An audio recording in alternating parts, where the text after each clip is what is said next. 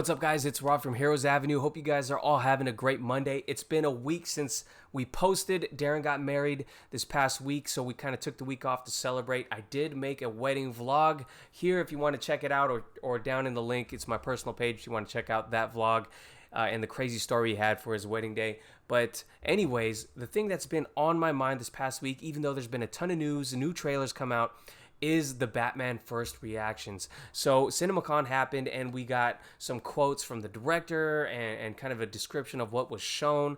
But the big thing this past week was literally a test screening that a lot of people thought was Black Adam, but it turns out to be Robert Pattinson's Batman movie, or I should say Matt Reeves' The Batman movie. And I gotta say, a lot of the things I'm seeing is getting me so hyped for this movie. So if you haven't already, please like the video and subscribe to the channel. It really does help us out. Anyways, let's get into it. So I'm gonna hop onto Twitter, and here we go. We have at Blu-ray Angel, and I believe this is the biggest thing I've seen floating around. There might have been other people who reacted to it as well, but we're going to go through the thread and talk about what he has heard from his friend. It says, exclusive, I know someone who has seen the Batman, friend of mine and a really good person. Here's what they told me. Thread, no spoilers. Let's go through this. So it says, the Batman movie is a horror movie. Very graphic, very dark, very scary. Paul Dano is effing crazy. So effing scary. I loved every second. So that's the first thing he says. There's more to that thread, but just right there, very graphic, very dark, very scary.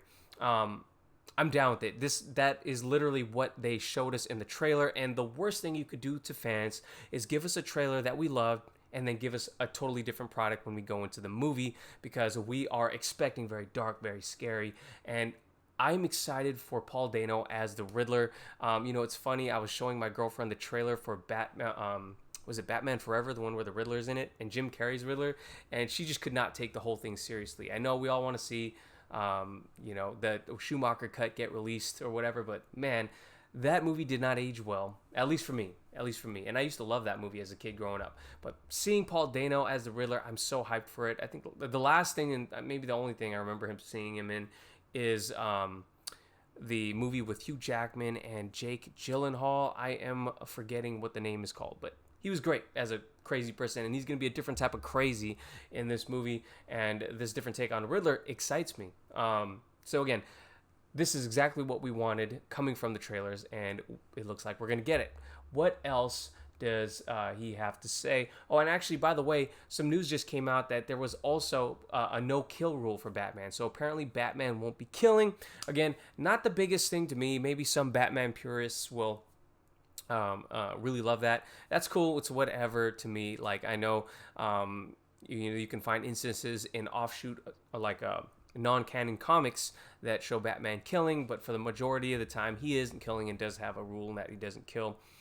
But that doesn't bother me at all, or doesn't excite me at all, the fact that he doesn't have a kill rule. Let's go back to the thread. It says the cut they saw is of the Batman 3 hours long, and some people, they like shorter movies, and it seems like Warner Brothers has been cutting down their movies as of late to try and fit or try to keep the attention span of the audience. They did that with Godzilla. They did it with what is the other movie that they just released? Well, I know they did that with Godzilla versus Kong, and I'm sorry, guys. I'm still kind of recovering from the wedding. But anyways, Warner Brothers. Oh yeah, Mortal Kombat. That was the one. It was so short, and they did it with Justice League. Obviously, that I want to see longer movies. I love long form content. That's just me. I'm not one of these guys. I can't even stand TikTok. It's too short term. It's too short form content for me. I love things when they're fleshed out and you get time to really develop the characters and the story. So I'm excited for a 3-hour movie. If the reception of this movie was great, please don't cut it short. I want to see the longer movie, or else you're going to get fans calling for the Reeves cut or something like that. I know it's kind of getting out of hand right now. I do hope they release the Ayer cut though. Let's see what else. It says their thoughts on Zoe Kravitz as Catwoman. I have a million things to say about Catwoman. She's my favorite. Holy crap.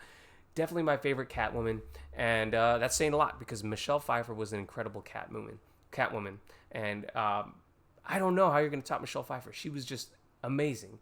Zoe Kravitz has a lot of promise. I know Anne Hathaway, she gets a lot of crap. I did like her as Catwoman too for that universe. How is this Catwoman going to distinguish herself in this universe? There's a lot to play with, because there's Matt Reeves seems to be digging deep in the lore for this one. So I'm hoping that this is correct, because Zoe Kravitz definitely has a lot of promise, and the fact that there's only, I mean, there is a tradition of Catwoman being on screen, but I definitely think there's a lot of room for her to make it her own role. So she looks great. I'm hoping that this delivers.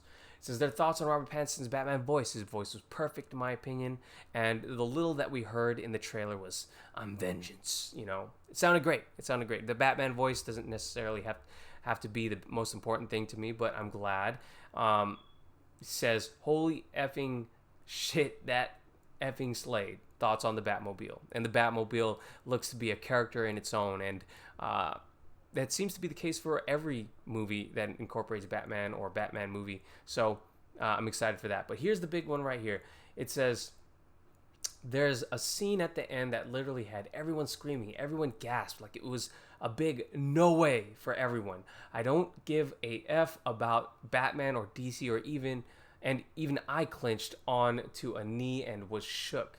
It's the biggest mix drop or mic drop, I'm assuming is what they're saying. So wow, that is, what could that be? What could that be? Could it be a death? Could it be a character reveal? I'm curious to know what you guys think that mic drop might be. The biggest thing I can think is a death. I think someone's going to die in this movie that you don't expect to die. And it's going to be brutal and graphic, like he mentions in the beginning. So, you know, it could be as easily a character reveal as well. So I'm really curious. You know, we've heard that this movie's gonna do different things, portray the Waynes in a different way, and you know, this is gonna be a kind of a Batman kind of finding himself. So this is a new approach and a new take to Batman that we haven't seen before. But that little snippet of his opinion right there gets me hyped to the most. So I think we're about 6 months away from this movie or something like that. I am incredibly excited. There is nothing that can happen to keep me out of the theaters for this one, COVID or not. I'm going to be in the theaters for this one, and I cannot freaking wait. So with that being said, guys, it's going to be a short video today, just letting you guys know the biggest thing that's been on my mind since Darren's wedding, and since we haven't posted in a week. So please do support us, like the video, subscribe to the channel. Definitely let me know your thoughts, because I'm curious to know what you guys think and what your takeaways are from these first reactions. Thanks, guys, for watching. I'll see you guys next time. Peace.